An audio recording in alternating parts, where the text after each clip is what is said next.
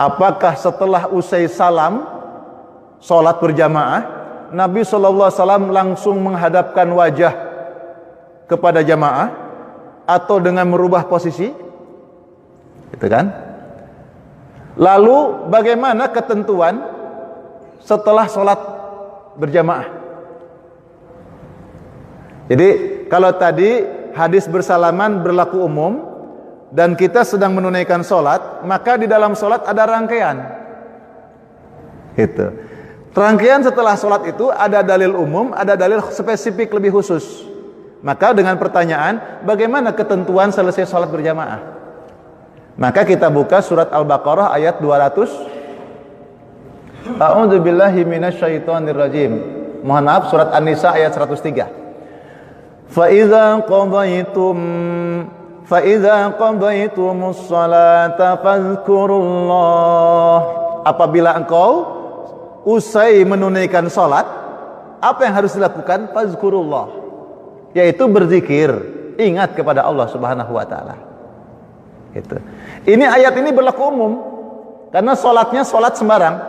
Bisa salat fardu, bisa salat sunnah. Fadhkurullah.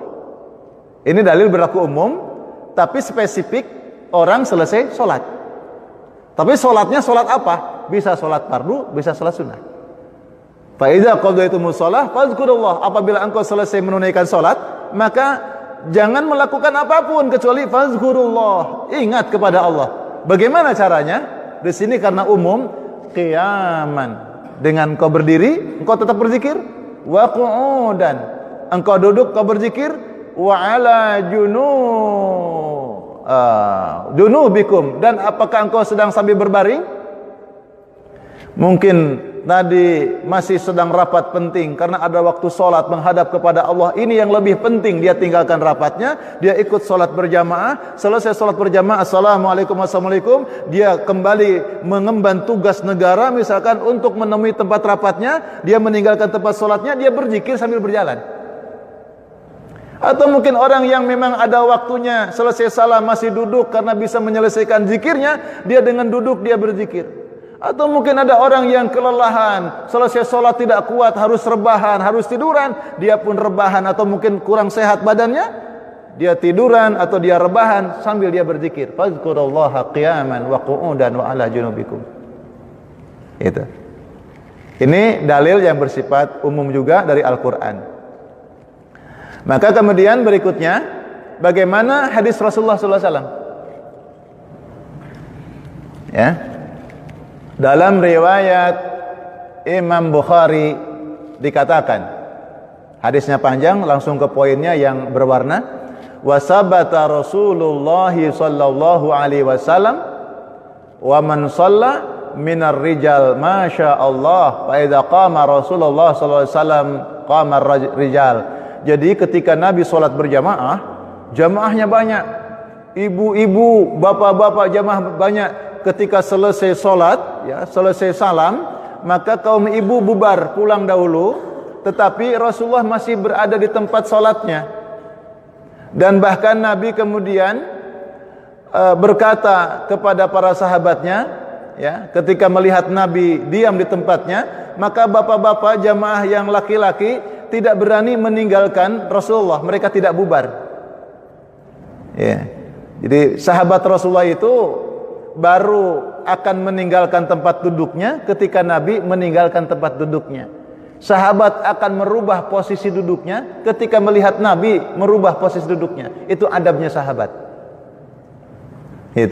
Itu adabnya sahabat. Termasuk praktek dalam sholat berjamaah. Gitu ya. Dalam sholat berjamaah.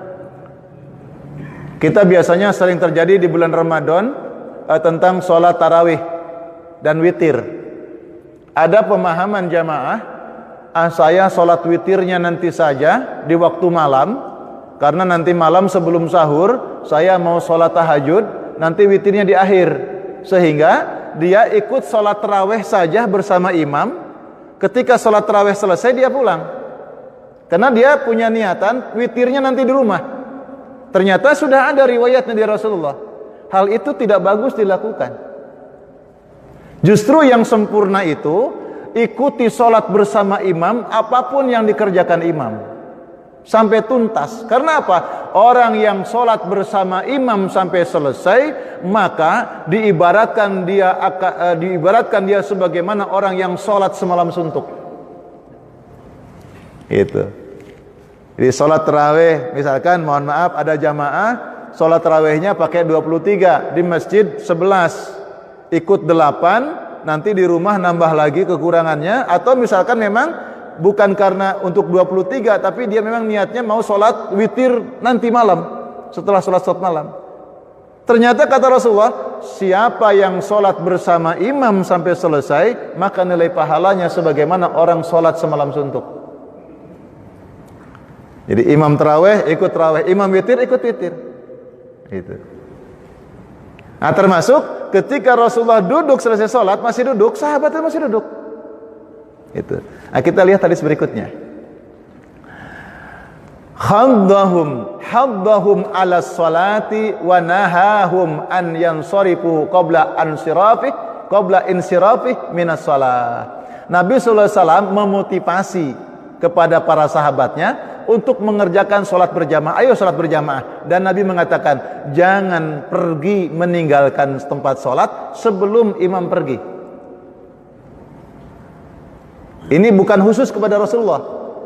Jadi kalian jangan pergi sebelum aku pergi, bukan. Tapi ini umum. Wahai para jamaah, jangan kalian pergi meninggalkan imam sebelum imam pergi. Jadi kalau imamnya masih duduk, jangan kau meninggalkan imam ketika masih duduk, siapapun imamnya. Itu. Maka sesungguhnya ketika khotib di mimbar, maka khotib itu berperan sebagai pengganti Rasulullah ketika masih hidup. Ketika orang sholat berjamaah, maka imam itu sebagai peran pengganti Rasulullah atau para sahabat pengganti Rasulullah.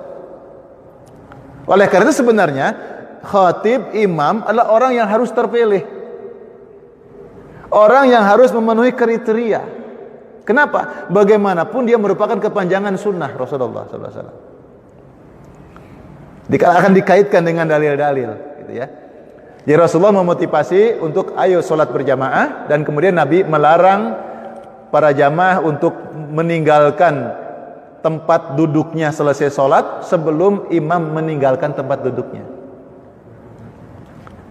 Nah, kita hadis berikutnya, Rasulullah juga bersabda dalam riwayat Muslim, ayyuhan nas inni imamakum. Hai manusia, sesungguhnya aku inilah imam kalian. Aku ini pemimpin bagi kalian, kata Rasulullah. Fala tasbiquni, maka jangan mendahului aku. Birruku, ketika ruku. Bisujud, wala bisujud, dan jangan mendahului ketika sujud. Wala bil qiyam, dan jangan mendahului ketika berdiri. Wala bil insiraf, dan jangan mendahului ketika engkau berpindah, engkau untuk bergeser. Itu, jangan mendahului imam. Ini ada beberapa ketentuan. Para jamaah yang dimuliakan Allah, ada hal yang luar biasa pada sahabat Rasulullah SAW. Kalau Nabi mengatakan jangan berpindah, jangan bergeser, maka otomatis sahabat pada waktu itu ada sahabat yang ketika selesai sholat langsung bergeser. Pasti ada kasus. Maka dalam sekian riwayat yang ditemukan, orang yang selesai sholat langsung pulang tidak lain adalah Sa'labah, seorang sahabat yang bernama Sa'labah.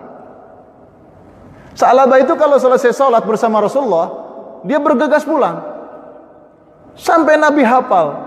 Maka Nabi kemudian mengatakan, jangan mendahului aku untuk meninggalkan tempat sholat sebelum imamnya meninggalkan tempat duduknya. Tetapi Sa'labah itu pulang mendahului. Kenapa?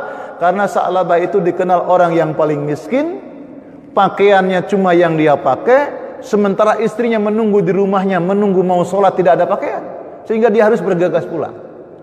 Gitu. Nah, saya tidak tahu kalau ada jamaah selesai salam langsung mendahului cepat-cepat, apakah dia lebih miskin daripada Sa'labah atau bagaimana? Wallahu a'lam. Gitu. Jamaah yang dimuliakan Allah Subhanahu wa taala. Nah, ternyata berdiam selesai sholat, ketika selesai salam sholat bersama imam ini, hikmah luar biasa yang disampaikan Rasulullah SAW. Hadis berikut, innal abda idza jalasa fi musallahu ba'da shalah sallat alaihil malaikah. Subhanallah. Sesungguhnya seorang hamba yang apabila duduk di tempat duduknya setelah dia sholat, maka ternyata dia didoakan oleh malaikat-malaikat Allah. Duduk tak loh, Masya Allah, sabar sebentar. Masjidnya sudah ber-AC nikmat, karpetnya sudah empuk, masih tidak kerasan. Itu. Zaman Rasulullah itu Masya Allah, belum ada karpet, belum ada keramik, masih pasir. Dalam riwayat itu Nabi itu kalau sholat ke masjid masih pakai sandal. Kadang sandalnya dipakai, kadang sandalnya ditaruh di antara kedua kakinya. Sholat di antara kaki berdiri sholat itu di antara kakinya ada sandalnya. Kenapa? Ya memang belum ada keramiknya, belum ada tikarnya, masih padang pasir. Cuma di situ diakui sebagai area masjid. Subhanallah. Kalau tidak kerasan duduk tuh pantas mungkin geringgingan atau mungkin kena kerikilnya. Ini sudah empuk, sudah ber-AC, kadang tidak kerasan juga.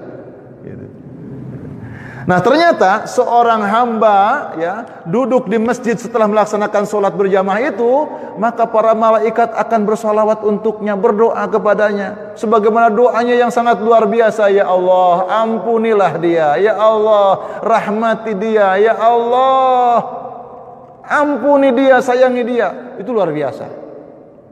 Jadi kalau malaikat-malaikat Allah yang memohonkan kepada Allah, subhanallah, doanya pasti makbul.